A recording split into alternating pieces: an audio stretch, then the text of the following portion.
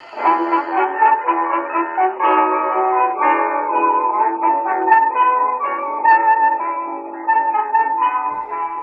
to another episode of Off the Menu. I am your host, Vincent Franchini from Tumblr House, here with Cisheteropatriarchal Charles Coulombe. Cisheteropatriarchal. Yeah. Let's unpack that. Yeah. Isn't that double plus good? It is indeed double plus good. Well, from my point of view, it may not be from other people's point of view. All right, patriarchal means I support patriarchy. Yeah. Which is dominance by the male of the species. Yes. Okay. Hetero is hetero as opposed to homo, I presume. Yeah. And cis as opposed to trans. Yeah. Yeah. So I like my gender and don't want to take on a different one. Yes. You're oppressive in that way. All right. So basically you're saying I'm oppressive in 3 different ways. Actually, that's true. I see. Okay. Well, then let me ask you. If I had perhaps a too close friend who was cis homo patriarchal, would he be objectionable? Ooh. Well, I guess slightly more acceptable. All right. What if the same guy was like Ed Wood, and he was a tranny, but like chicks? So he was trans hetero patriarchal. I mean, that's okay. That's closer to good. I mean, we're really looking for trans homo matriarchal. Wow, that's pretty tough. Trans homo matriarchal. That's tough. What if I came out as trans homo matriarchal? Then you'd be the toast of the town. Then you'd probably write for the New York Times. Gray lady, good gray lady, I'm ready to write for you. I'm coming out as a trans homo matriarchal individual. There you go. I'm a powerful woman, like our next president, Kamala Harris. You know, a strong woman, I guess, is what she said. Why do you have to bring her up? You know, I'm sure a lot of people overdosed on her this past week. I overdosed on her 4 years ago when she called the Knights of Columbus a national security threat. Well, they were. That's why they had to get rid of those uniforms. So that instead of looking like comic opera soldiers of the 19th century, they would look like World War II Canadian war veterans in the Royal Canadian Legion, the way they look now. See, now they're not a threat to anybody because they look like little old guys in Toronto. Well, yeah. And Oakville, Ontario as well. I don't want to leave out Oakville. Yeah, those Captain Crunch uniforms are very threatening. They were very threatening. Well, particularly if you had the leadership so incompetent it was represented by someone like Kamala Harris. Never mind. Okay, so you want to talk about Kamala Harris? Talk about Kamala Harris. No! I don't want to talk about Kamala Harris. I mean, you know that my great liberal love is and always will be not Kamala Harris. I don't understand your fascination with this woman. I forgot her name. With the fabulous Eleanor Clift? Yeah, I don't understand it. Well, she's gorgeous. No, she's not. Let me tell you something. I met a guy at the Braille Institute, and he told me that she's a hottie. Did you really? No, you didn't. What, the Braille Institute? Oh, the Braille Institute. Okay, I got it. Yeah. No, he said Eleanor Clift's a hottie. He can tell by her voice. It's what he said. You know, if you don't see it, you know what it is. Kamala was right. You're afraid of strong women. Did she really say that? She did. Well, she didn't say it about you, but she did say that those who wouldn't vote for her were afraid of strong women.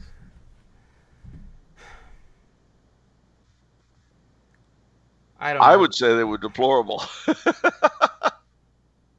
I don't know. These people, they just say things that are disingenuous. Because what would she say about any Republican woman candidate? Um, I don't know. Last year, she said that she was sure that the charges against Biden of attacking chicks were true. it's funny how that is with the where everybody puts things aside. You have the primary, and everybody is nasty as they say all these sorts of things, and then they just bury the hatchet. When it Well, comes yeah, to because it goes from being yapping to a concrete government job. Yeah, it's just you can't believe anything anybody says in a primary. Well, or in the regular election either. But the primary, I mean, anybody will say anything about anybody to get that important government job. I mean, basically, look, trying to become president is a little bit like trying to get a job with the post office.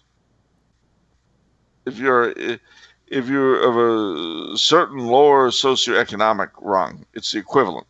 You know, you get a okay, job with the post office, you got a pension, you got insurance. It's a hot deal working for the post office.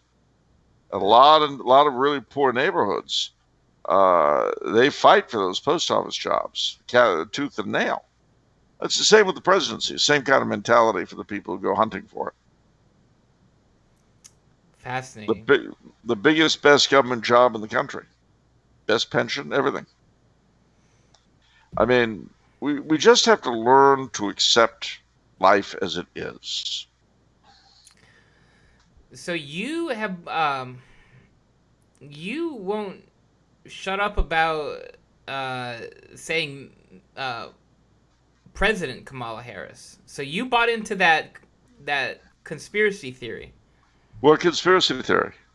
that they're just they're gonna over they're gonna skip over Biden, or he's gonna die or whatever, and Who? Biden. Who's that? That's that old man who's Oh, running for Grandpa president. Joe. Yeah. Oh, he's just along for the ride. He's like Granny Clampett. She was riding in the back of the Clampett's truck. Okay. He's just along for the ride. Grandpa Joe is I mean, he's a fun character. The stuff he comes up with, I love to hear him talk. He's great. I remember when he called Lee Kuan Yew the wisest man of the Orient. He's great. But I know, I mean, as far as the presidency, that's obviously Kamala. Grandpa Joe is in his rocking chair on the back of the truck in the campaign. And Kamala is driving it like Jethro Bodine. So you think she is going to be the pulling all the strings? Or she's going to be making all the decisions? If No, I don't think quite like that. What I don't whoever is pulling his strings at the moment will be pulling them then, I'm sure. But my question is, how long is he going to last? He's an old guy. He's obviously got some sort of issues going on mentally. Um, I don't know how long he's going to last. okay, And if you're voting for the Kamala ticket, you've got a really really good chance that she will be your president before Grandpa Joe goes bye bye, or after he goes bye bye, I should say. but you had said that putting Kamala Harris on the ticket was sort of the death knell for the Democrats' Oh, I think chances. so. I think so. All joking aside, I think it's the stupidest thing they could have done. And why is that? Well, look, judging by past experience, and I could be wrong. It could be that she'll be president, and Uncle Joe will be, I don't know, chasing bunnies in the back garden or something, whatever he does. But Americans vote Republican when they're scared. I lived through the long hot summer of '67, I saw how Nixon got into the White House because of it. You've got these morons in so many of our major cities burning and going on and on and on. You've got these mental midgets, did everything from the American Historical Association to the Sierra Club, attacking white people for everything. And it's even weirder because it's white people doing the attacking. If they were coherent, they would take knives and commit harakiri. That's the only way they can atone for being white, is offing themselves. But at any rate, and then you've got this Barbara D'Angelo, whatever her name is, running around doing whiteness awareness things and really cashing in on the big bucks. You've got all these stupid white people doing this garbage, plus the rioting and the ongoing garbage. Well, that would have been bad enough if Joe had appointed a white man to the ticket. But appointing someone like Kamala Harris at a time when the biggest annoyance to most Americans is faux black radicalism, that's just stupid. Just absolutely stupid. I say faux black radicalism because, of course, it's white people who are really at the bottom of most of this stuff. I mean, the whole thing is so stupid. In weeks past, the polls had Biden up by double digits, like 51% or something, which is fun because the pollsters are going for round two. Like their name is in the mud. You know what I mean? And yeah, well, they with don't good care. reason. I mean, look, in 2016, they were wrong because the media and all the other people who sit on their faces and speak out of the other aperture, all of those people had basically shamed anybody who wanted to vote the other way. So they lied to them. Now, it's not a question of shame, but of getting burned out. There are far more reasons to lie this year than there were last time.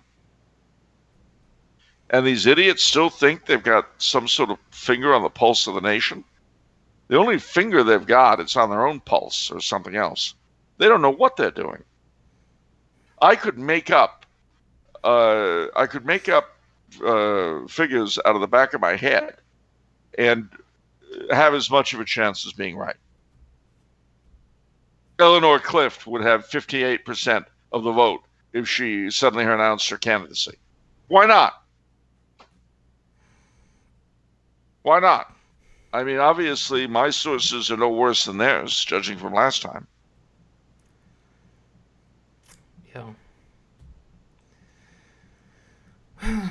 Okay. One of the difficult things I've had to come to terms with in the past couple of weeks, in reading everything from the statements put out by everything from the American Historical Association to the Sierra Club to the Audubon Society, the National Trust for Historical Preservation to American Heritage, just over and over again, on and on and on again, about how white people are to blame for everything. This stupidity will explode in their faces. It really will. And they're too dumb to understand it. You cannot continually attack a majority of people and expect that things are going to turn out nicely for you. The only way you can do that is if you're more in love with the ideology in your pointed head than you are with reality. The problem is, however, the resentment that all this will create could very likely end up becoming a self-fulfilling prophecy. And I am not happy about that prospect, not happy in the slightest. I'm the son of parents who fought very hard for civil rights for blacks in the 40s and 50s when it wasn't popular. And now you have all these morons basically saying, and they don't realize they're saying it, that segregation is the only answer. It is breathtakingly stupid. I just pray they won't get what they apparently want. Because if they do get it, they're going to get it good and hard, and so will the rest of us. So, now just my last point on this topic, ladies and gentlemen, is that if you have any connection with an organization or with a government office or anything else that pushes this stuff, either quit it or fight to change the leadership or do something. But this is poisoning our mental bloodstream. You know the other thing that's interesting too?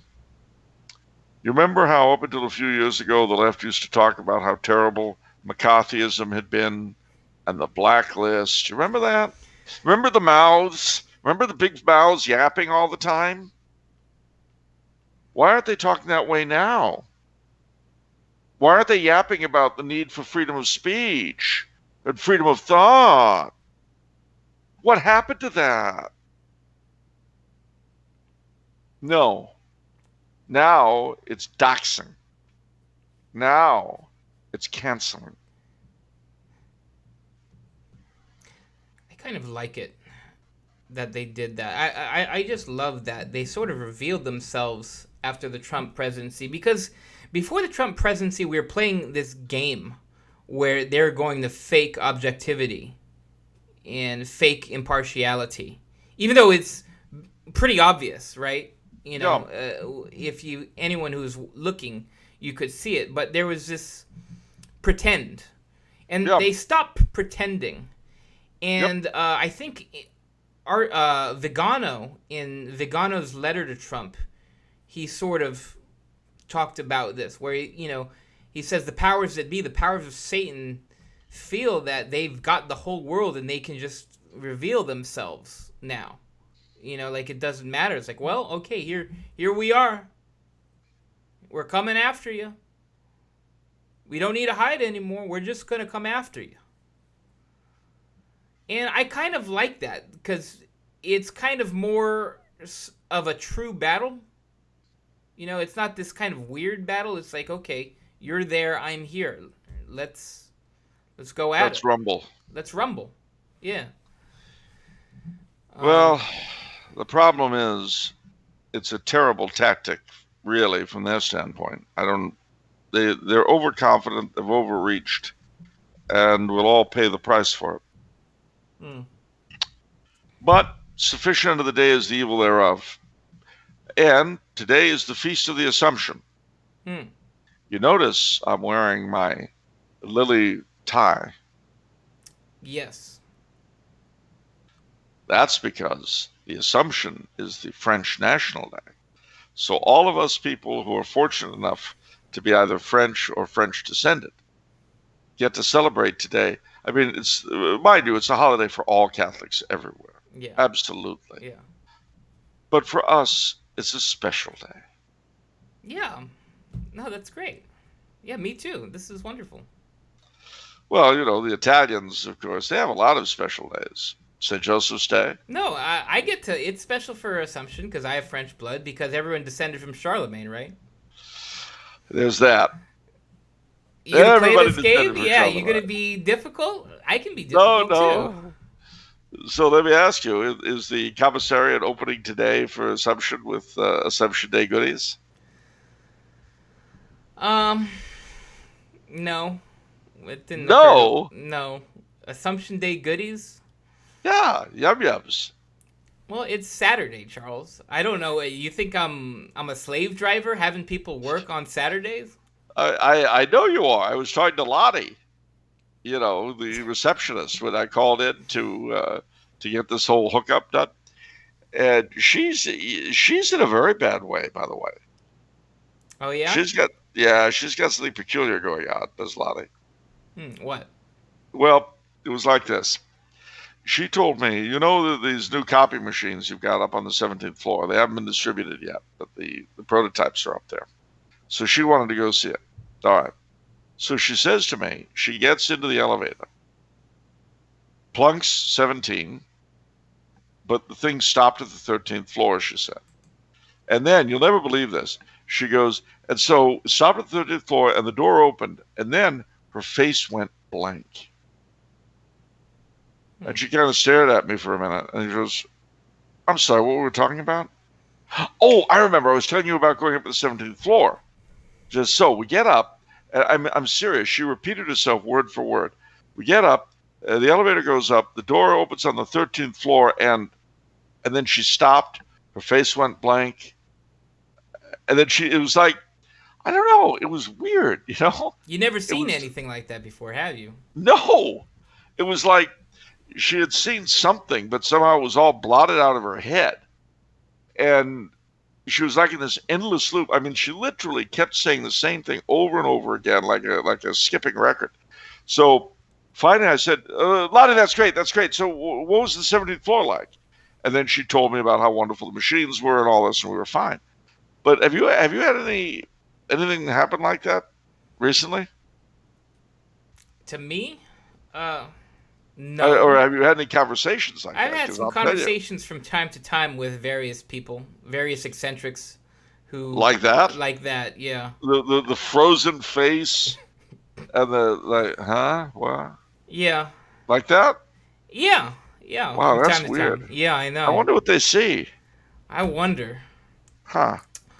All right, That's let that's strange. it is strange, but let's leverage this into the memes of production Nationalize the memes of production. to protect the common good, because we can't trust anyone else. No. All right, so the first one, we've got comments. So first one's from Mark. Has Okay. Tyrone ever gone up to the 13th floor? Ooh, speaking of which, That's a great question. Now, technically, yes. See, technically, because we've had times where employees of Tumblr House have committed pretty serious infractions, and so Tyrone was bringing them up to the top floors so that we could have a talk to. But wouldn't you know it? They accidentally got off on the 13th floor, and the employees in question were accidentally, like, I guess, tripped or something into the 13th floor. you mean he pushed them? I don't know. Like, he didn't say that. I don't know. No, And I'm seeing this. So the door's open and he pushes them right in. I can't confirm or deny that. I mean, this is Tyrone saying it was an accident. I mean, he doesn't know what happened, and now they're gone. Now we don't know what happened to them. What do you mean? They could have gotten lost.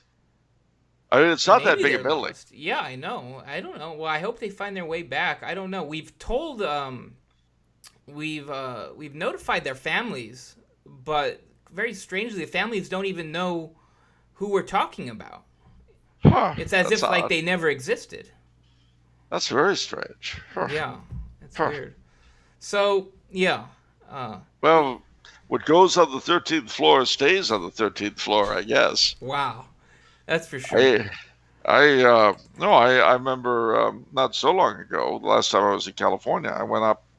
I didn't mean to get off at the 13th floor at all. In fact, I was coming up to the meditation garden, and suddenly the door stopped and they opened up, and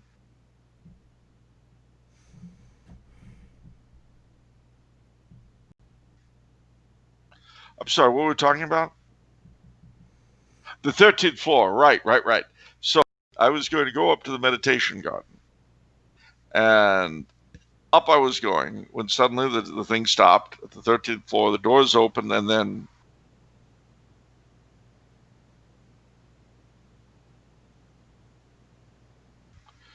I'm sorry, what were we talking about? I remember the 13th floor. All right. So what happened was that I was going to go up to the meditation garden, and have I told you the story? Never. Well, I was going up to the meditation garden. The elevator goes up to the 13th floor, and then I'm sorry, what were we talking about?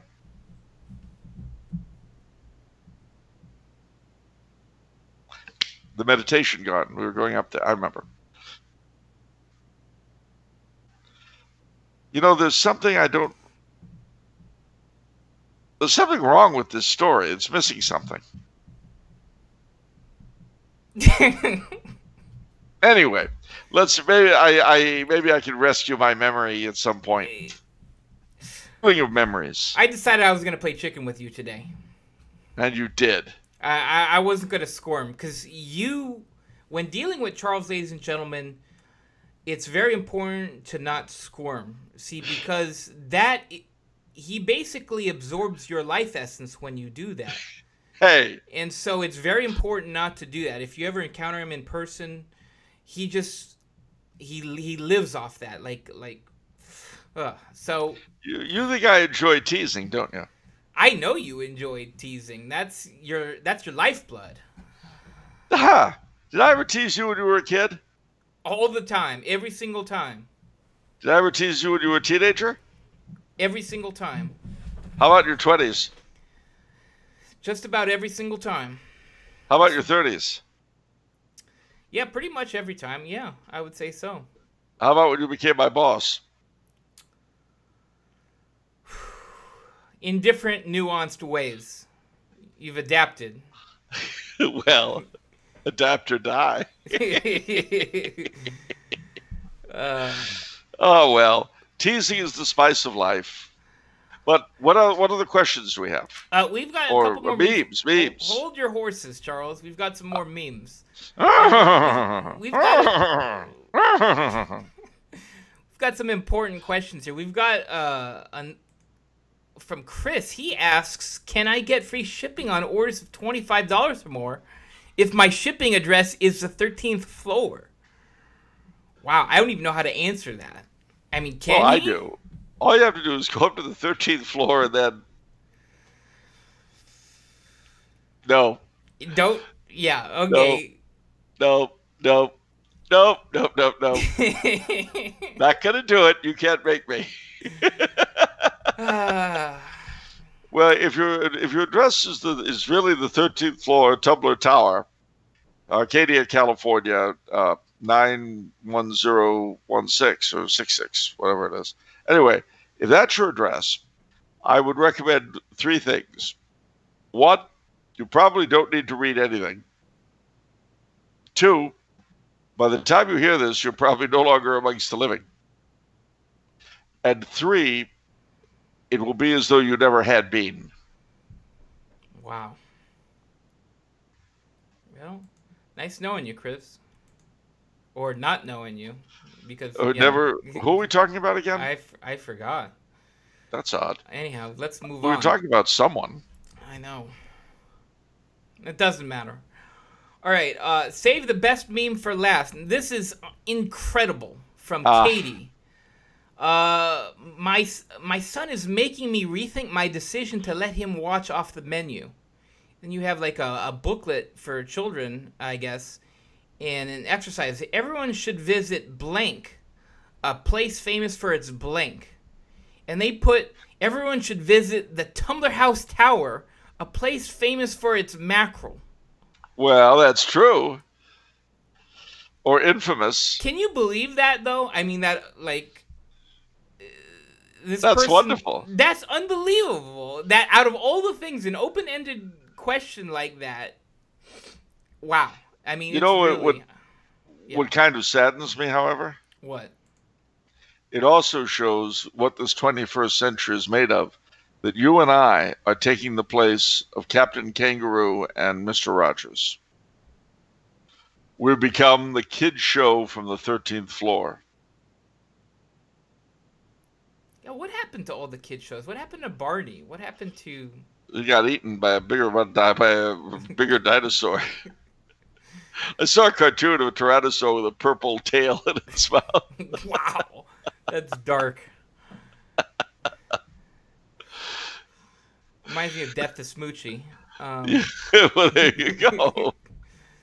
And of course, you know the last episode of the Teletubbies where they all get waxed.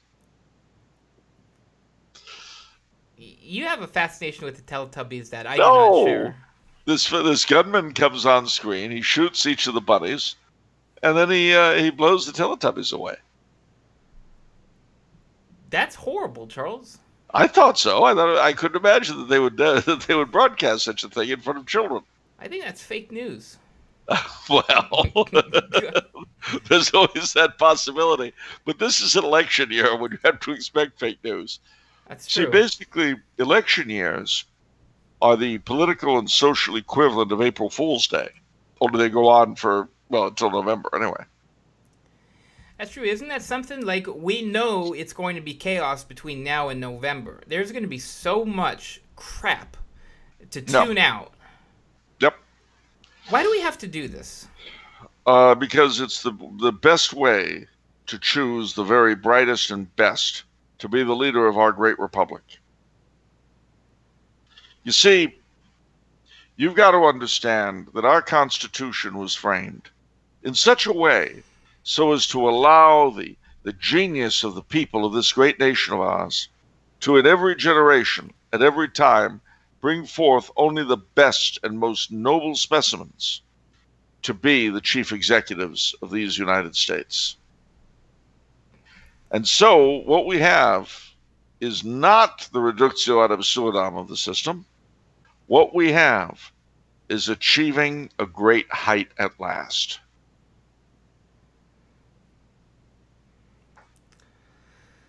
What? Yeah, so we have to crawl through all this filth. Yeah, pretty much.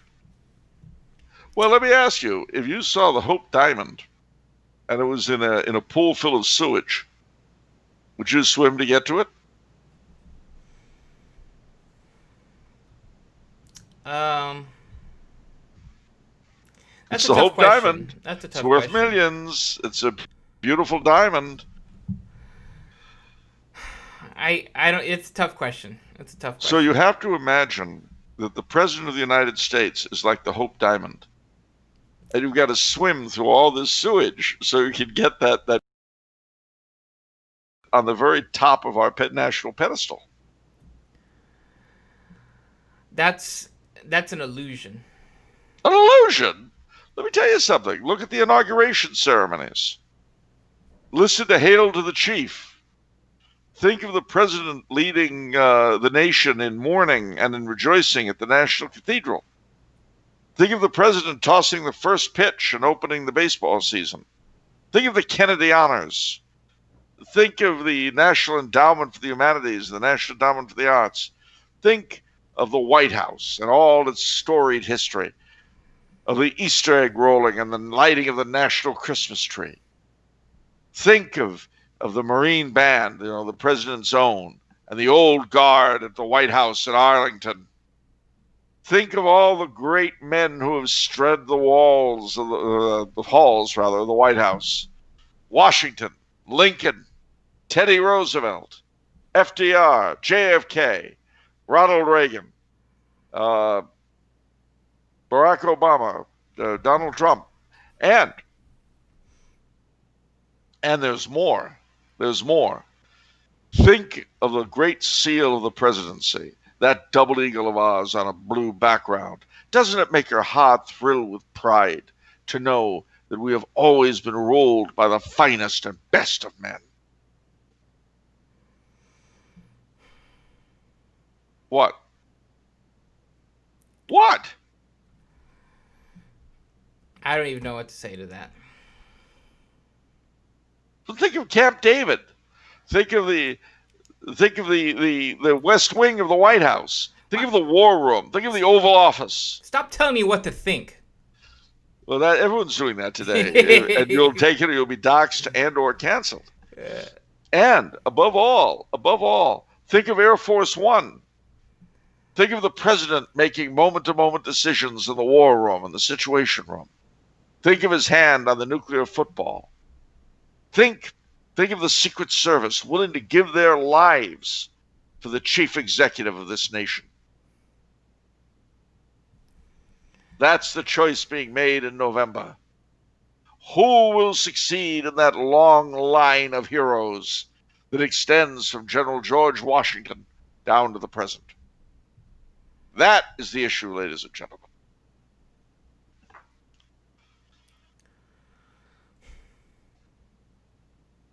I sense a certain amount of frustration on your part. I don't know. It's like Honestly, our vote is going to be between whether to have all of America on fire or manage a steady decline of America. I guess I prefer a steady decline rather than all of America set on fire. But Yeah, me too. so I don't know. Those choices aren't as exciting to me as.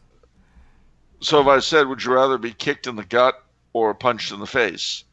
You would not be enthusiastic about having a choice.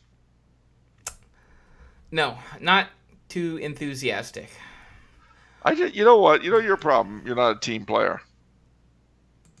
I am. How dare you? You're not a team player. I invented the Tumblr House cost sharing program because I'm a team player. Yeah, well, You're not a team player. Well, trying to lead a rebellion against that. No, I wasn't trying to lead a rebellion. I just had to point out that somehow we get stuck with less and less, because and you guys get more and more together. I mean, how come there's just no charity in your heart, Charles? Well, there's that. Actually, that's not true. There's the March of Dimes. Wow. Okay. But anyhow, all this political talk leads perfectly into our questions. Easter seals or Christmas seals? Easter seals or Christmas seals? Wait, yeah. What? Easter seals or Christmas seals? Christmas seals.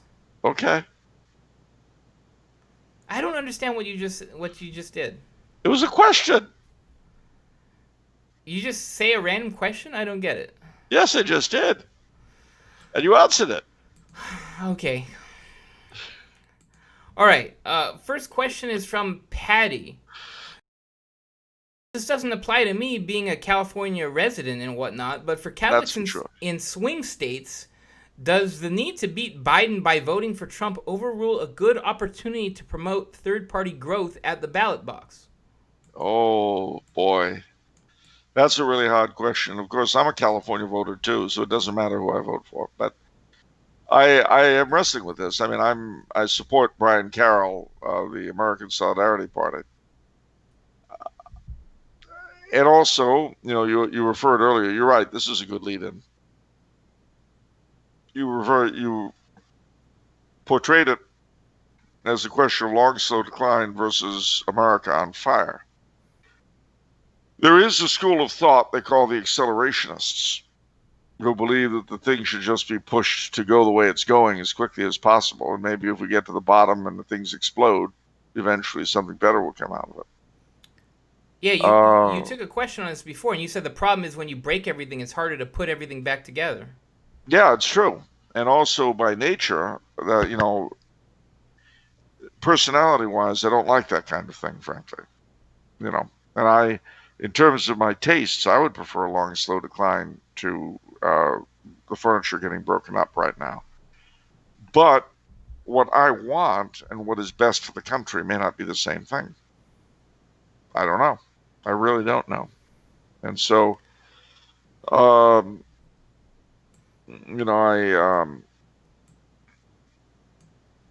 support. You're not in favor of progress. I saw a picture of done by Dr. Kwasniewski, I think his name is. Kwasniewski. Yeah, and it was the real take on all these stupid liberal sayings like "love is love," and no person is illegal, and women's rights are human rights.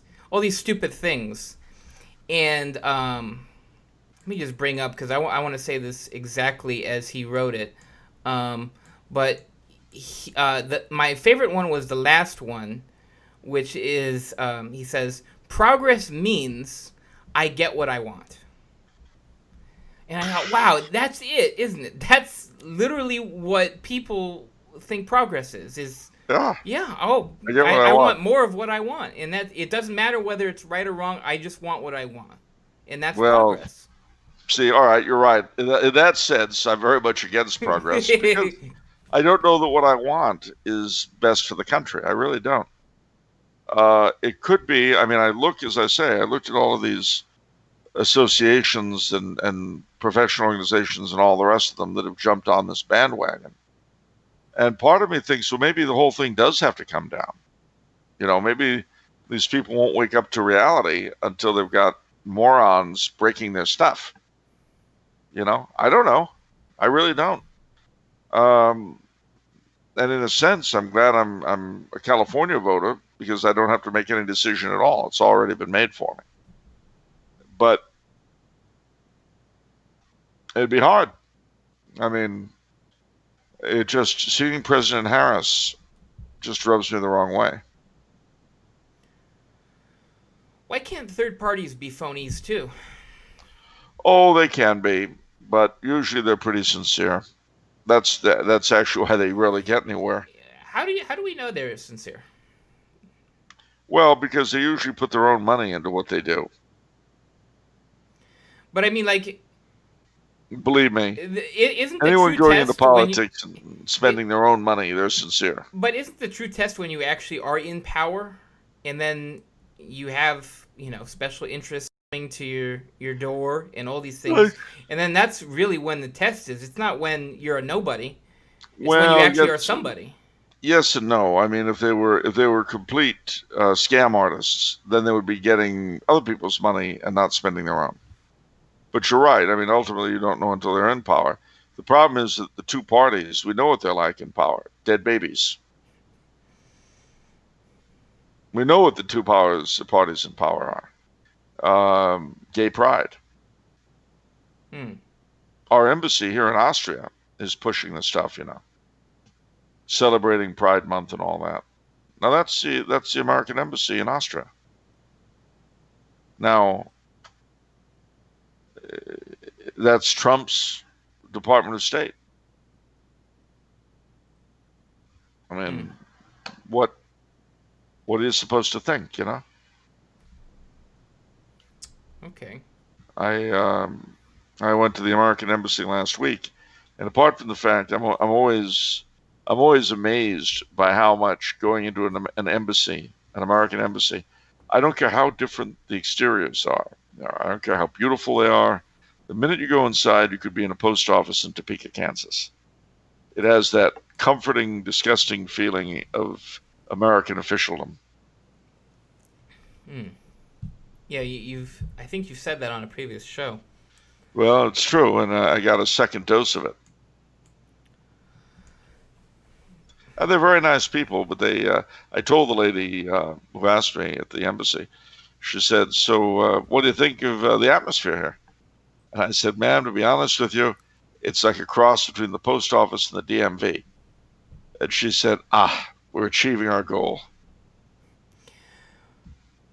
What do you think about the two-party system? I know we talked about it a lot a couple episodes back. So we have winner-take-all elections, which, supports kind of two parties, and that in turn makes for a very stable political system. But it's hard to be more diverse. I've talked to people I've talked to a guy from Sweden who was telling me about all their interesting political parties. I think they have like a neo-Nazi party, and you have all these weird extremist parties. So I was like, wow, this is a different thing. But that would be able to give Catholic thought, more hardcore Catholic thought, a foothold. So what do you think are the strengths and weaknesses of a different system that allows more parties? Well, I mean, the weaknesses are obvious. Governments tend to be less stable. Yeah. Especially if you've got a parliamentary system. If you don't have a parliamentary system, it wouldn't be quite so bad. With a parliamentary system where the cabinet is dependent on parliament, you end up with a setup where you've got a new government every other week, which is crazy. That's the downside. Now, the upside, however, is that, as you say, it is possible for minority thoughts, minority ideas to be heard. Now, sometimes those minorities are able to hold up business because frequently to govern, you'll need a coalition of several different parties. And if one party isn't happy with what's going on, they leave the coalition the government collapses, and voila, we have new elections. Oh. But you see, the problem is, what is the consensus about? A two-party system depends on a basic consensus within the country. Without that, it doesn't really work. Now, we had a basic consensus in the country, and that consensus has apparently changed, or been changed for it. The majority of Americans are pro-abortion. The majority of Americans are sliding into being pro-gay marriage. The majority of Americans are, in a sense, becoming in love with their own extinction.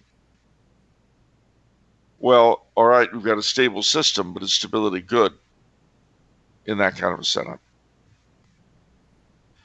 Or to put this another way, if your choice is between starvation and regular meals, but they're poisoned,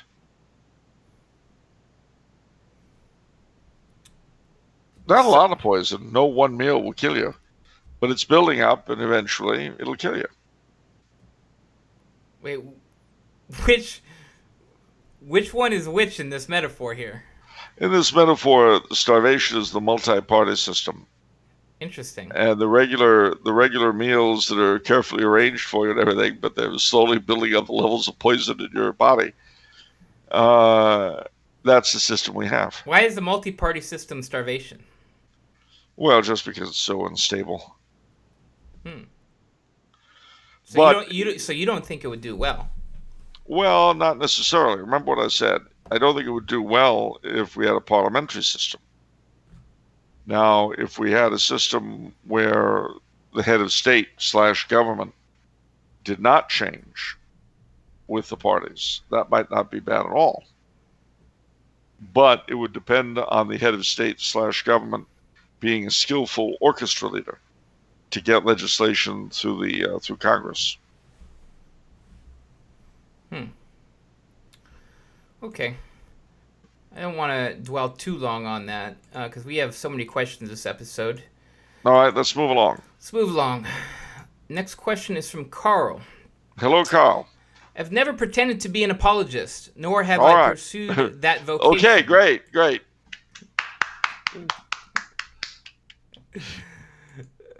Why are you being rough on poor Karl? I'm not being rough. He made a statement, and I'm supporting him for his forthright honesty.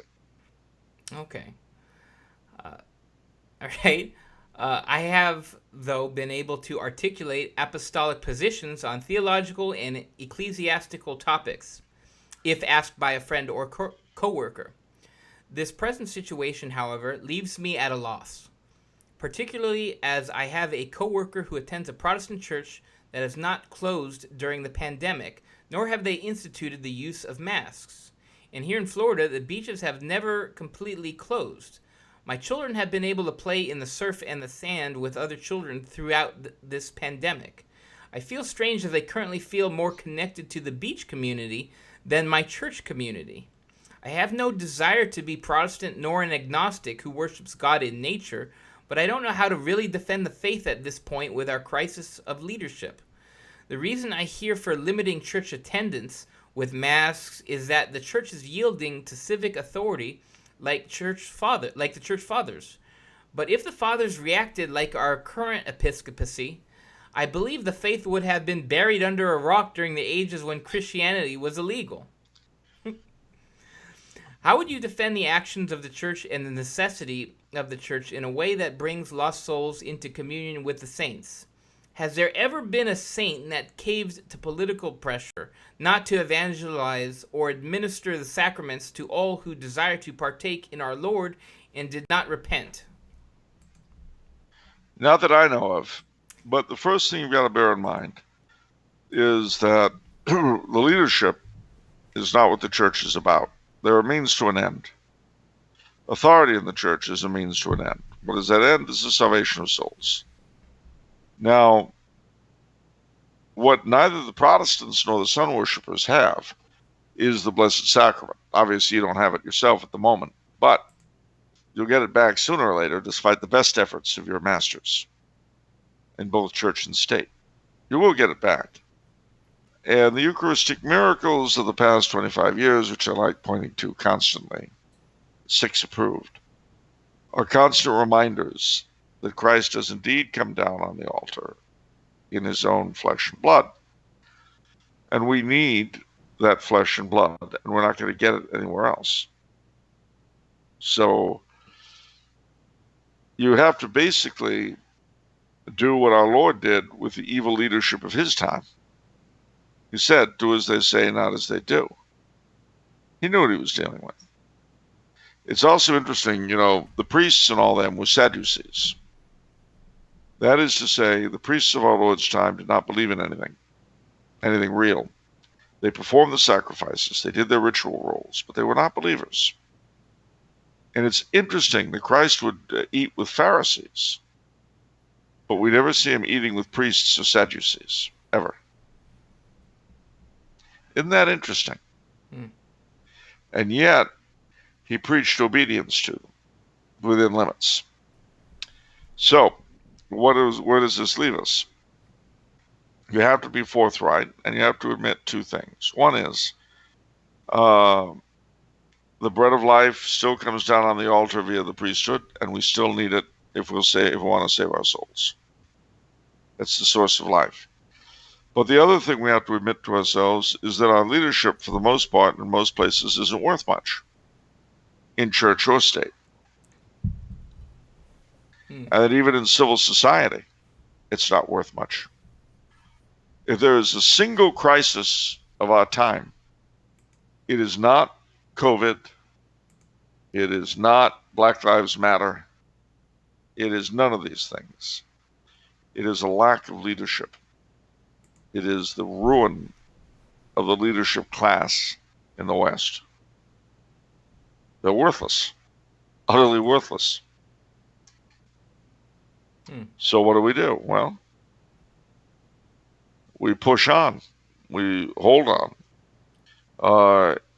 If they deny you the sacraments, see where you can get them, and if you can't get them at all, pray hard that you get them soon. Cultivate priests who are decent. Support them. They never got all that much support from most of their flock anyway in the before time. So maybe now we've got to remember that and start backing them up, especially as things begin to ease.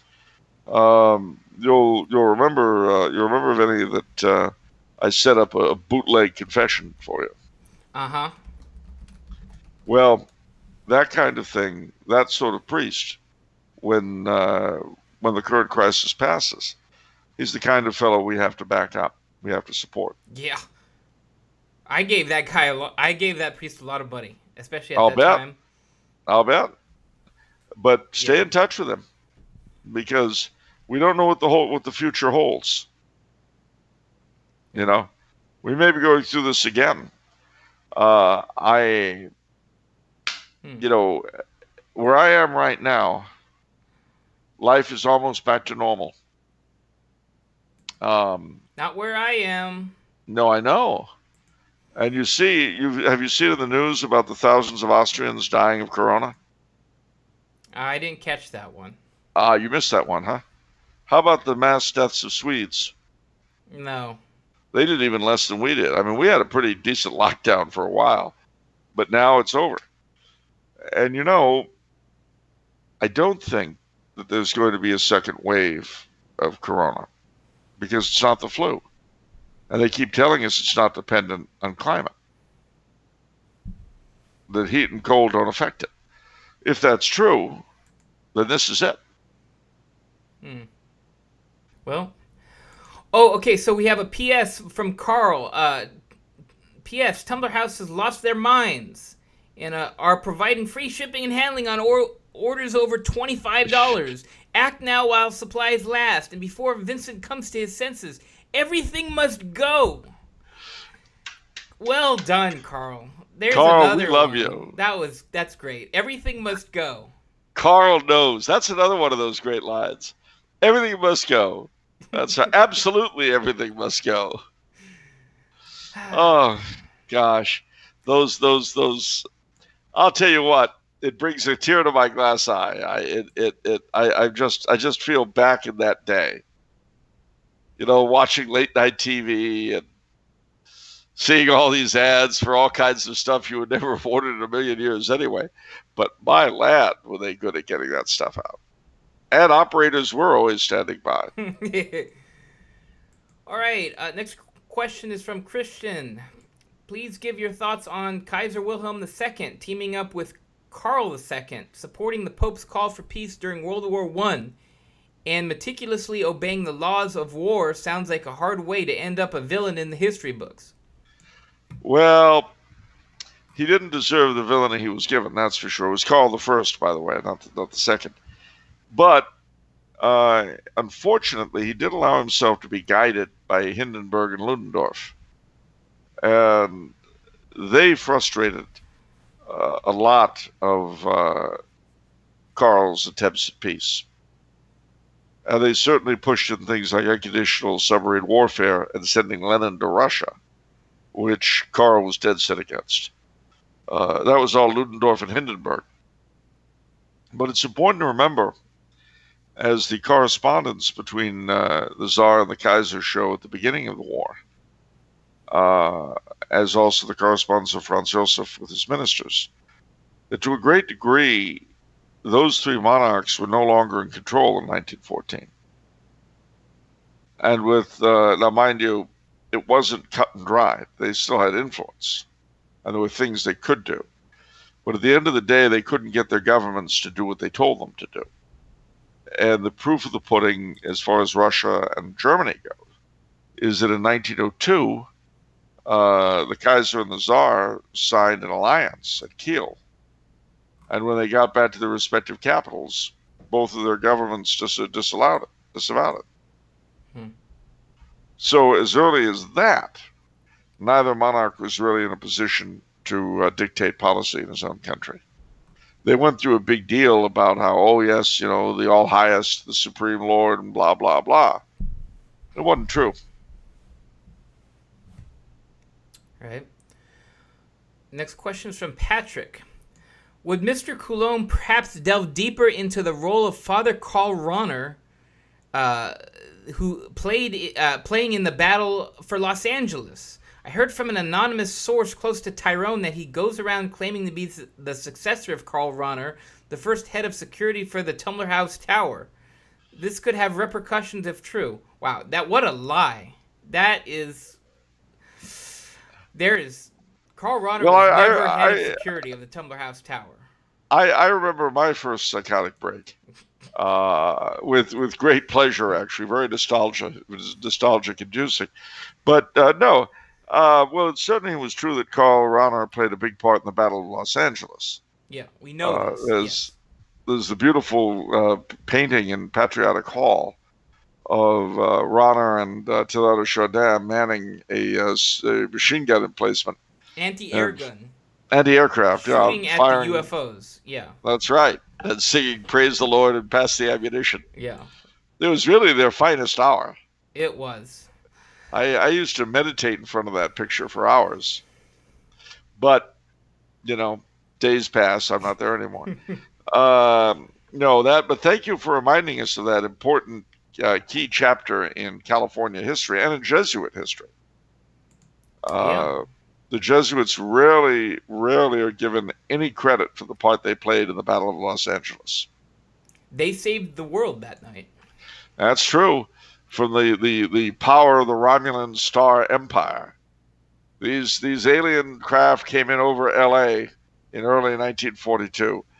And if it hadn't have been for the intrepid lads of civil defense, A, noticing it, and B, blacking out all the lights at once, well, they never would have been driven off. And I shudder to think of where the planet would be under the alien yoke. And you newbies to the show who have not heard this before, look it up on Wikipedia, the source of old knowledge. They'll verify our claims. The Battle of Los Angeles. Look it up, ladies and gentlemen. The only really important battle in the entire Second World War. That's right. We'll see the other battles were between earthly powers. Right. But the Battle of Los Angeles pitted our great city plus the Jesuit twins, against the might of outer space. And we won. That's right. That'll teach them not to Yeah. mess with Earth again. Well, at least not with LA. You notice they haven't come back for a return visit. That's true. Tell you what, you pull out of there with your retro jets full of grape shot. Think twice about coming back. All right, 2 questions from John. All right. My brother was wondering about video games with pagan or New Age content and themes. He was asking me about whether playing video games that have this content would open up one to demonic influences. I don't really have an answer for that. I mean, I've never played them. But you're kind of a video player. Oh man, I've wasted so much life playing video games when I was younger. I could talk for an hour about video games and World of Warcraft? what to be mindful of. Yeah, World of Warcraft. I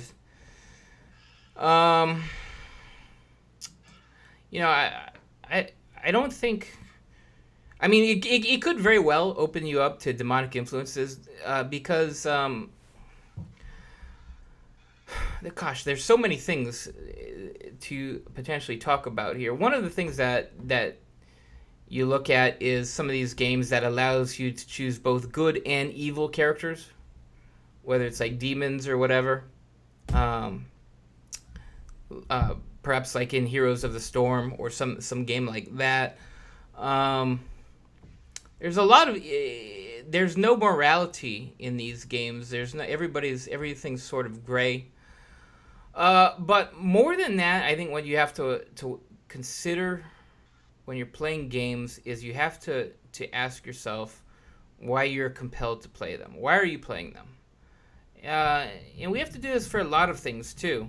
I think it's very important. Like if you're always going on Twitter or Instagram and you don't really like your experience at all, but you find yourself compelled to do that, you have to ask yourself, why am I doing this? Because there are reasons why you're doing this, and some of them might not be good reasons. For gaming, I think one of the common things where people immerse themselves in games is because of the sense of progression. You can level up your character. You can build the story. You're winning all these awards and things like that. Whereas in life, your life is just going sideways. So games are sort of a feel-good outlet. And you have to be aware of that because that's a trap. And there are a lot of other traps that games set for you. In terms of dopamine releases, it's getting biological and scientific now, where you get a little dopamine release whenever you encounter a small unexpected surprise. That's why when these games, all these things pop out at you, like, oh, you did this, what? Oh, you got a headshot. Congratulations! You win this award. You get this attachment on your gun, or whatever. That's all designed to keep you chasing after progression and to get that dopamine going. So really, I think you have to listen to Father Ripperger when it talks about pleasure and comforts. You have to kind of not be so chasing after pleasure in the world. That's a big thing. That's a big thing that you kind of have to unplug. That's why another dopamine release is music. When you listen to your favorite music.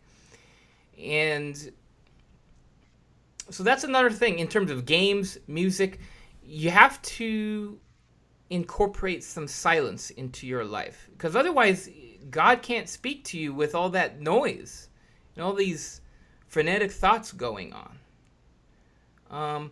I think it's also in a sort of ironic way that it's the pursuit of pleasure via games and music and everything that is creating anxiety disorders and depressive disorders. Because I think when you pursue pleasure so much and then you're out in the real world and you can't control it as well, you feel anxiety. It's like, whoa, I'm not tapped into my pleasure sources anymore. I can't handle this. So these things take a hold of you, and you have to be aware of it. It's so important. We saw new release. I saw on Twitter. I forgot. There was some reaction to it where like 25% of young people were contemplating suicide during COVID-19, among other things. Like that was an actual number. Yeah, it was 25%. Yeah, that was a lot of people's reactions. Like, wow. To me, in this digital age, we have to ask why is there so much anxiety? Why is there so much depression in an age where we have instant gratification and we live a lifestyle in the way kings of old couldn't even imagine? No. You see? And it's this pursuit of pleasure that really makes us unhappy. It's this great irony here. So be mindful and think of, just unplug. Just unplug. It's so important. Yeah. All right. Okay. It seemed. Did you have anything you wanted to add on this, Charles? Well, just thinking about it, I mean, you gave us a lot to chew on. Personally, see, the thing is that the means of entertainment is so all-encompassing now. I mean, I'll give you an example. Over the past couple of days, I watched 2 old Vincent Price movies, Twice Told Tales and House of Usher. Now, a couple of days before that, I saw like 3 Bewitched episodes back to back. Well, these are all very old, very nostalgic, and that's great. But when they came out, I couldn't have done that. I had to wait every week for the next Bewitched. I couldn't binge watch. Binge watching is great, but I couldn't do it. Similarly, in seeing these old Roger Corman films, with Vincent Price, who is the most amazing villain. You couldn't just watch a ton of them the way you can now. You can literally... I'm sorry? No, go on. I can't speak to the gaming experience, but I can say that it's very easy to binge watch things that you really like. And of course, when you do, you find that hours have gone by. Literally.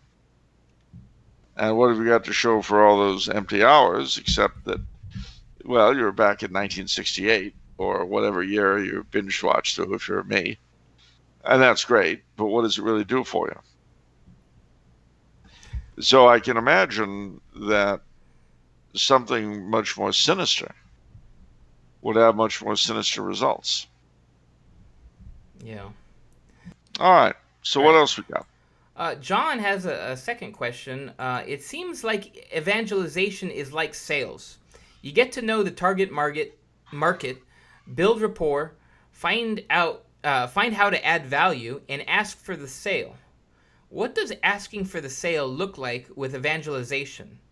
Asking someone to come to Mass? Asking them to read a book? What do you think?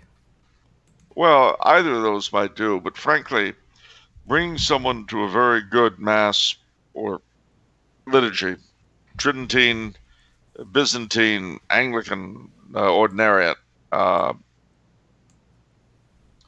any rite of the Church that shows forth what the Church teaches about the Eucharist. That, I think, is one of the best ways of evangelizing, because depending on where the person is internally, it'll work on them. We made many converts to the liturgy back in the day. It's a little harder. I mean, you should always plan where you're taking them to. If you're going to take them to, the Saturday night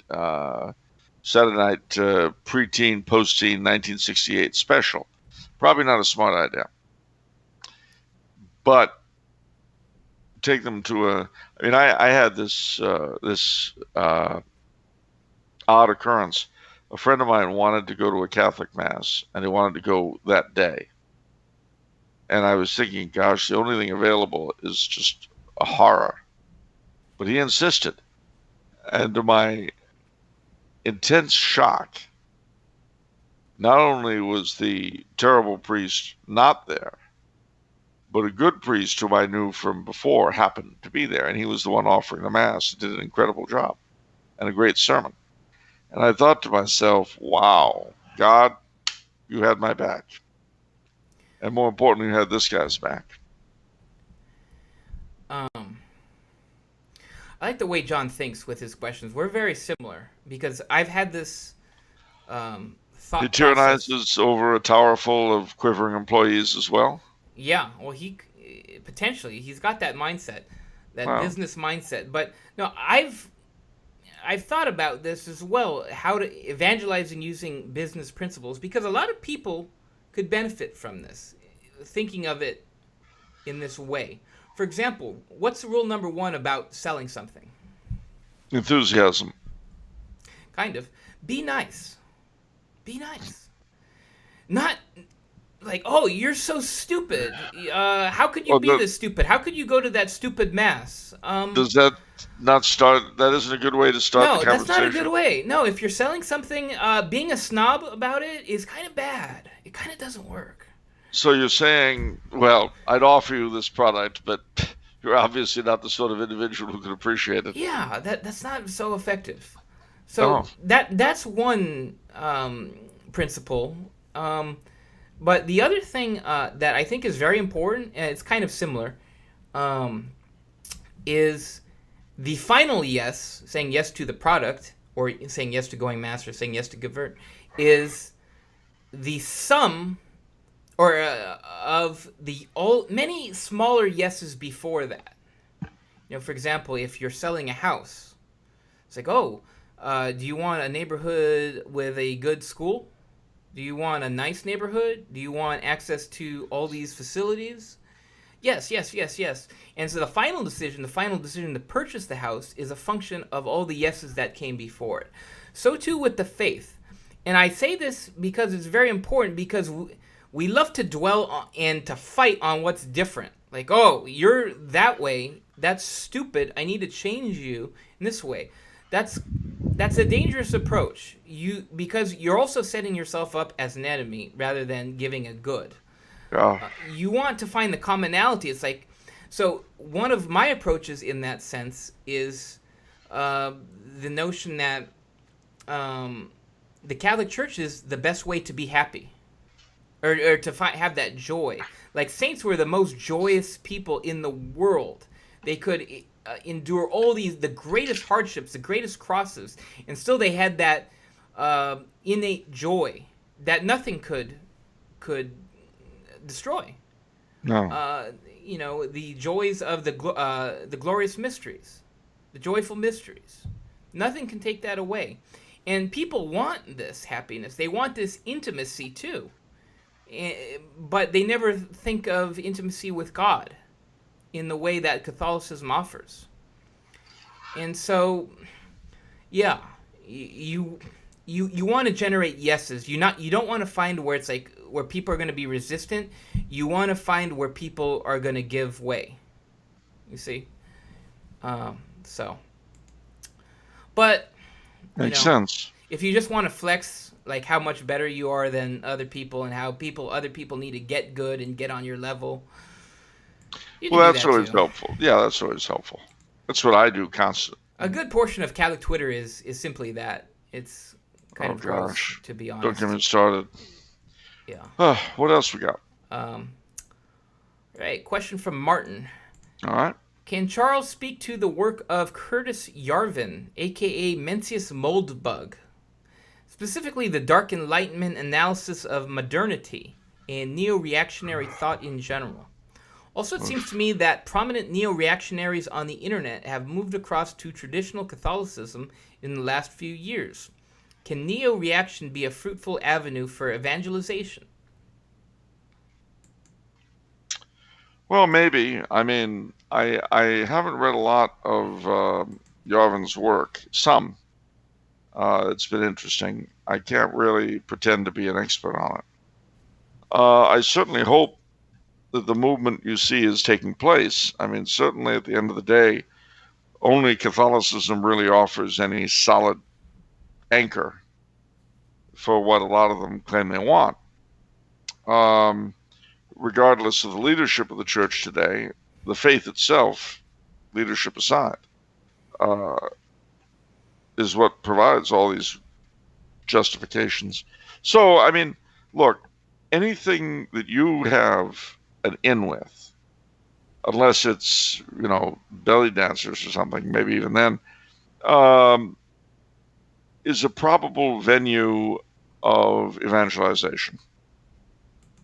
So, if you speak their language and you feel they're going that way and you think you can help, well, then by all means, have at it. All right. Next question is from Colin. Okay. We want to thank Vincent Charles. We want to thank you for your work on this podcast as well as for the Tumblr House online bookstore. We have ordered quite a few books and have loved them all. Our question is this. Given that you're familiar with Catholic integralism, have either of you listened to, read, or become at all familiar with the Josias or any of the works of the editors such as Pater Edmund Waldstein? If so, what do you think of it? Well, Pater Waldstein's father is an old friend of mine, and I know him myself here in Austria, so I have to say nice things. But no, I like the Josias very much, and I like Father Waldstein's work very much. I can't say I agree 100% with everything he says, but there's not that much I disagree with.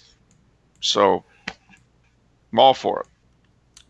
Right. And next question is from Claudia. Supposing one were a monarchist, what action steps could a person take to promote the idea of monarchism both domestically and globally? Well, of course, there's always improving one's own knowledge of the subject. None of us ever know enough. And exploring, if you're an American, the monarchical roots of America, especially in your own area. If you're in Texas or Maine or Minneapolis or wherever, I believe me, you've got royal roots of some kind, some in more places than in others. We were discussing this before the show, the idea that, you reversed Merle Vandenbroek's phrase. Merle Vandenbroek said, the Germans ceased to have kings when they ceased to be a kingly people. And you made the suggestion that perhaps if we became a kingly people, we would get a king. Yeah, I have it stuck in my mind in that way because that's kind of a guideline for us. Like, why would we have a king if we're a godless people? Well, that's true. We have the leaders we deserve. Shake, rattle, and roll. Yeah. So in other words, monarchy and promoting monarchy is a function of many different things underneath that. Like, I don't know, good manners, being well-dressed, formality, courtesy, chivalry. A lot of these things which... we all need to work on. It's kind of radical if you think about it. I mean, how far we've come. I mean, I have to say that every time I go to the market now, there's someone with just the most vile tattoos all over their body. And just there's such immodesty by the girls, and there's guys with just tattoos all over their body. Everybody dresses just so casually, like they just got out of bed. So wearing just, it feels good, honestly, to wear, like to go to the store in a suit. It feels pretty good. It feels pretty rebellious. In a sense. Well, too. Yes, it is rebellious in a sense. Little acts of rebellion. Yeah. So that's kind of a suggestion that I have, is like these little things. That's true. I mean, you might dress as though we had a monarch. And you never know the impact where somebody sees that and says, well, that's kind of cool. No. I'm going to consider that too. And the other thing too you should do, should consider doing anyway, is be sure to celebrate the feasts of royal saints and to cultivate a devotion to them. And of course, especially to the kingship of Christ and the queenship of Mary. And if you're an American, the Feast of the Immaculate Conception, our real national day. Today is the Feast of the Assumption, which is the real national day of France, not that nonsensical Bastille Day garbage. Well, similarly, the Feast of the Immaculate Conception is the actual patronal feast day of the United States of America. And you remember in my book, Star Spangled Crown, I made a big deal about how the king started making the Immaculate Conception a major feast. Mm. Well, it made perfect sense, you know. So those are things you might consider doing. Also, you might just have a coup d'etat and replace the government and put the king in at the White House, and that would save us all an election in November. What king? Some king. Chung King. What? Chung King, the Chinese food company. Not familiar. Canned chunking noodles and chunking bamboo shoots and all that. All right. No? No? No. Okay, well, I of course pressed for the Prince of Liechtenstein to be made king, but I'd settle for almost anybody these days. Of course, given the way the country has become, probably Prince Andrew would be more our style. Because I mean, all of our political people hung out with Epstein, so you'd have a transition.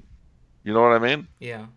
But I do know that Prince Andrew was in the company of all of our brightest and best. So maybe he would be the best king of America. I mean, in keeping with who we've become. And maybe Ghislaine Maxwell could be a lady in waiting. Wow. What? That's quite a truly thought. American monarchy, a monarchy that reflects who we are now. Not these old, phony, medieval Catholic ideals, but the ideals of what we are today. Why? What do you mean, why? That way we won't feel intimidated by the evil examples of our forebears whom we can't possibly follow. Oh, okay. It's just too bad Epstein's dead. He could have been prime minister. All right. The hand of the king, as it were. Wow. What? All right. Next question from Anonymous. Oh, well, then I don't know if I can answer it. Gentlemen, I am a Catholic in the midst of a Protestant family.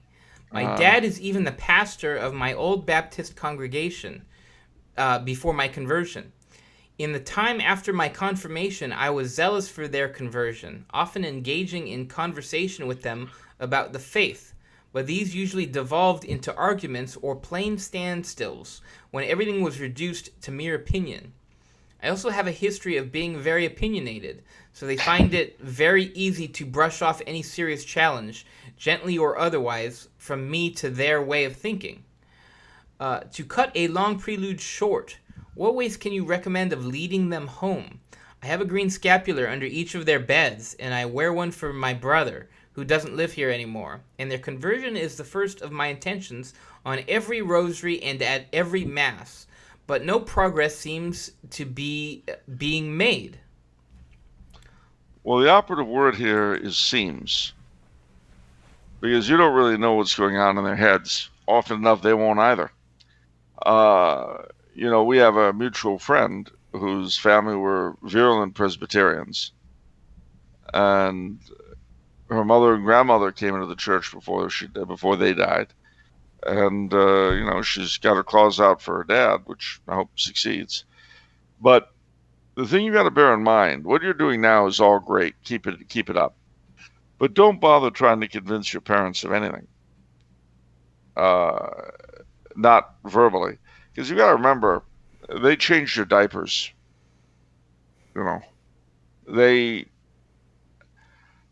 only way you could ever get through to them is if you if you live your life in such a way that they're forced to respect your opinions in general. Then they may come around on that basis. They may. But the problem is they will never, ever, ever Uh, unless that happens, it will never take you seriously. So you have to pray that their conversion comes through some other means. In other words, they talk to somebody else, and then perhaps everything you've said to them will come back to them. But a lot's going to depend on how you live your life as a Catholic. You know, because bear in mind, any failings you have, they will attribute to their faith, to your faith. They couldn't possibly come from either your personality or from them. Oh no, that's not possible. So if you develop a drinking problem, it's because you were Catholic. If you get fired from a job, it's because you were Catholic. So you got to try to be the most exemplary individual you can be. It's very true. You know? Well, I have to say, I've told this story before, but I remember a few years ago when Brother and Mary was in the VA hospital for something or other. I went to go see him, and then I went into the Blessed Sacrament Chapel that the VA hospital in West LA has. And to my surprise, there was an old guy, obviously a veteran. He was playing the accordion, and he was playing Amazing Grace. But he was staring at the tabernacle with the most complete and heartfelt look of adoration I think I've ever seen. And it occurred to me that although I really was not in the mood for Amazing Grace, and certainly not on the accordion in a closed space like that, it was a bit like the little drummer boy, playing his best for him. And although, as I say, none of it appealed to me, what did impress me very much was the fellow's obvious faith that that was God in the tabernacle, and he was doing what he could. He was playing that accordion as though his heart depended on it.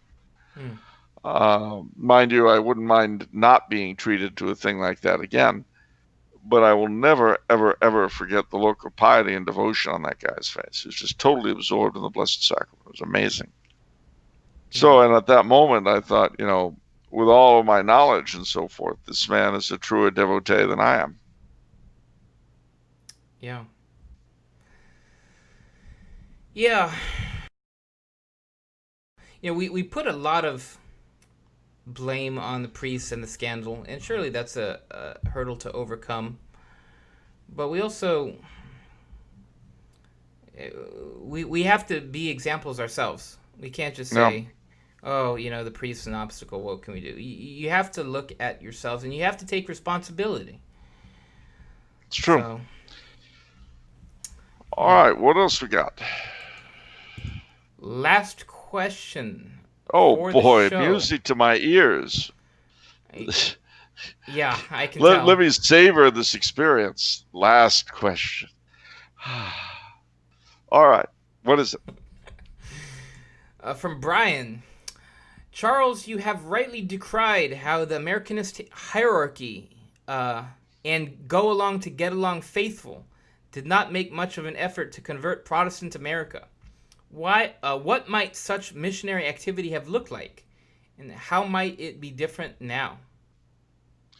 Well, I mean, if they had put money into it, because you had people like Arnold Damon and Michael Miller and so on, if the hierarchy had really, really pushed and financed missionaries like that, home missionaries.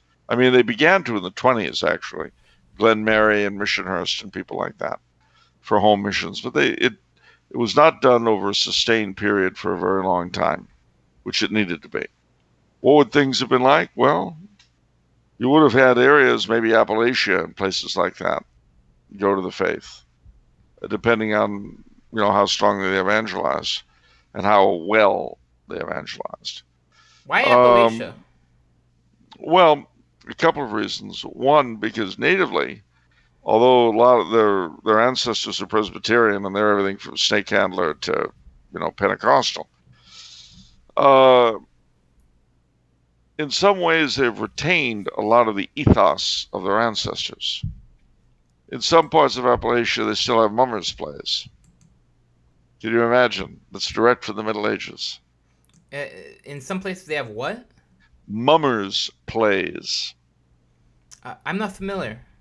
Well, mummers are sort of medieval costumed characters, and plays are things they take part in. So very often, though, you'd have your characters that do it around Christmas time, and there'd be Father Christmas, the Doctor, Saint George, the Dragon, Oh, and somebody else. like in Hamlet or whatever, Yeah, when the sort actors of. come over and it's a Yeah, traveling. Yeah. a Okay. traveling show, and you'd give the mummers food and booze and so forth.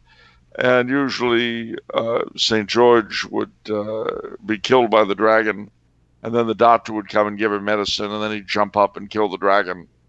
And Father Christmas would say something, and they'd have other characters too. And it was true folk drama, but it came from the Middle Ages. They had a lot of things like that in Appalachia, old timey things. So I suspect that had they put their mind to it, the idea of an evangelization that took advantage of these sorts of things, they might very well have done pretty well in the Appalachians. Hmm. Is that what we need to do now?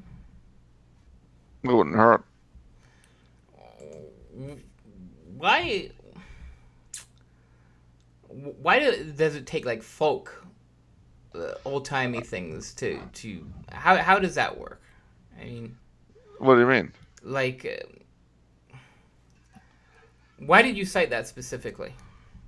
It's on my mind, that's all. Hmm. Okay. And also, the thing about the Appalachian peoples is that they are the most unchanged of the English speaking peoples in America, in North America. I see. Interesting. So, okay. How? I feel like we need to expound on this just a little bit to make it relevant to present day. Like, how can we each engage in missionary activity? How do we Well, do that? wherever we are, work, school, uh, societies we're interested in, if you're a bird watcher with the Audubon Society, or you belong to the local science fiction society, or anything you're into, you can evangelize. Anything at all. Hmm. What about? This reminds me of when you and I went to at our local parish. Michael Voris was talking, and it was Yeah, actually the best I've ever heard Michael Voris because it was so different from normal church normal militant. Michael Morris. Yeah, Yeah, because it was challenging and it was uplifting, and he said, how many of you have fallen away relatives, fallen away Catholic relatives? all the hands And went up. literally every person said, like, what have you guys done? And nobody did anything. No. So how do we go about that? Well, I mean, it depends. Again, it's difficult trying to evangelize relatives, but one way to do it is to be pleasant, as you put it. Uh, Invite them to things, to Catholic things, Yeah. specifically family things. Um, Ask them why they left. You know. It almost seems harder to get a fallen away Catholic rather than perhaps, I don't know, a Protestant. Well, it is because you see, they've inevitably already been poisoned against the faith. Yeah. And if they're the product of a Catholic school education, they think they know it, and of course they don't know it at all. Yeah, exactly. Like all of my strategies for evangelization, actually, I have no idea what to do to a fallen away Catholic because they've already, it just doesn't work. Smack him. Smack them, but Yeah. no, but you know what I'm talking about. Like, you don't want to make waves. You don't want to challenge them. I mean, I feel And like, you don't want to make the Thanksgiving dinner feel uncomfortable. yeah, because I mean, is that fair to say? Because then you just push them away. Well, maybe yes, maybe no. I mean, again, so much depends upon the nature of your relationship with them anyway. Hmm. How did you get along with them when they were Catholic?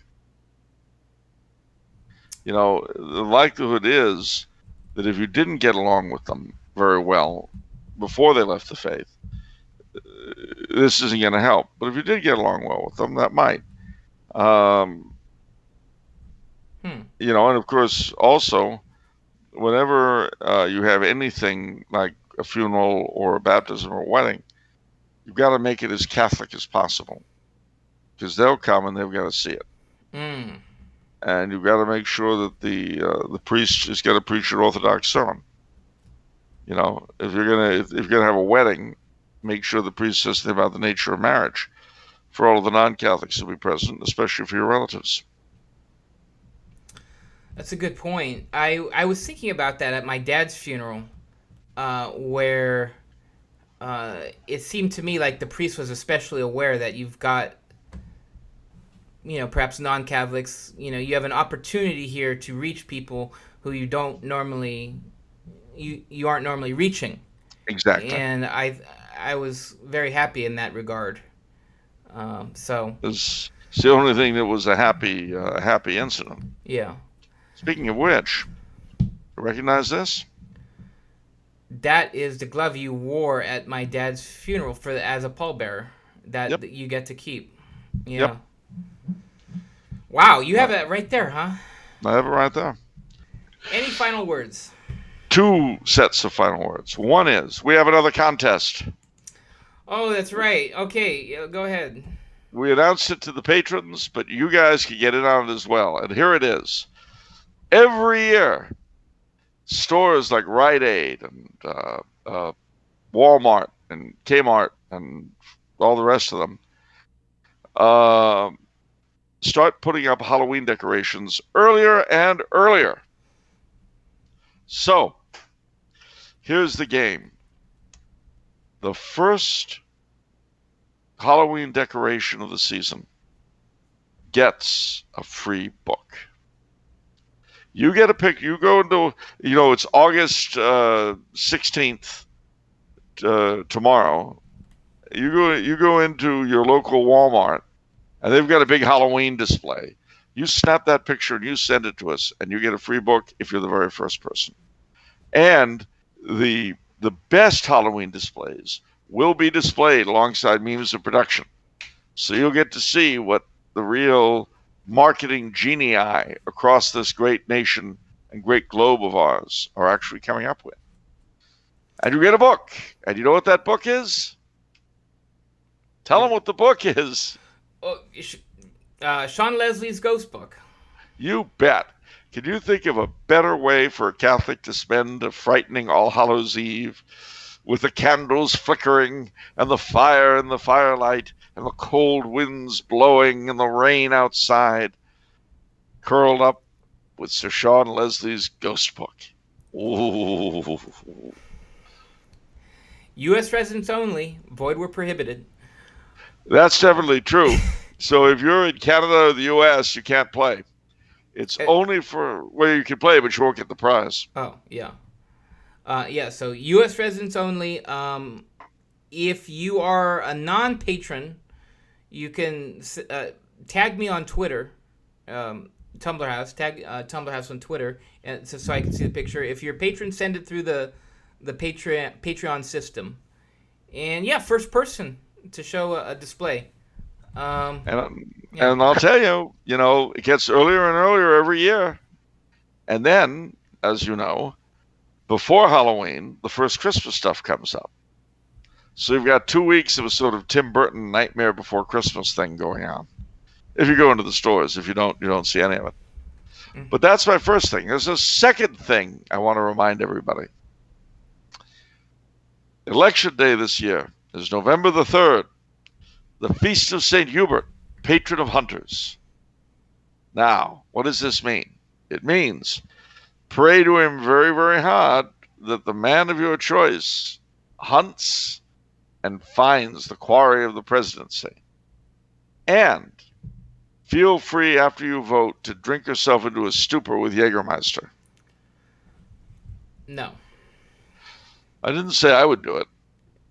I don't like Jägermeister. Yeah, practice what you Jägermeister's horrible. What?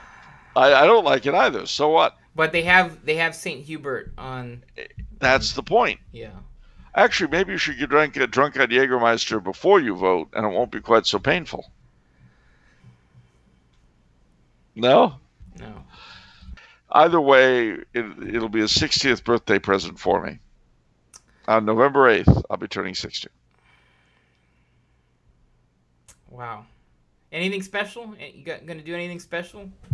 Yeah, a couple things. At one point, maybe not on the day itself, but at one point I'm going to fly up to the Netherlands. And Axel and his wife are taking me to a restaurant that they wanted to take me to for years, so that he's taking the opportunity. I might, around that time, go off to Ireland, which I've been thinking about doing for a while. I haven't been there in a couple of years. I don't know. We'll see. We'll see what happens. I'm sure my classmates will have something for me here. And I will be the big 6-0. And you still can't come in the States, right? I think people have asked, and I could, but it's getting back that would be problematic right now. I see. And there's also the money issue now. Oh, well, I don't know what to say. We need sell more books. That's it. Look, everyone. You need to buy Charles's books, or bad things happen to Charles. That's right. So buy a lot of books, and maybe I can afford to come home for Christmas. Oh, that reminds me. Thank you for. I'm glad we're talking about this. I put Charles's Blessed Karl book, or Blessed Charles, I think it's called, in the Tumblr House bookstore. Pre-order. Pre-order. So pre-order it now. People have already started pre-ordering. It should be available late August. Like August 27th, I think, is the official publication date, release date by TAN. Hopefully they abide by that. I've started reading it. It's an amazing book. It's going to sell a lot. So I hope so. It was a great book to write, and really, the more oomph we get for Kaiser Karl's canonization cause, the better I feel. So, well, let's see. I guess with that, you guys are going to see this on August 17th. So until then, happy Feast of the Assumption, and stay French. And remember, if it's Monday, it's off the menu. And the soul you save may just be your own. See you next time, everyone. God bless you all.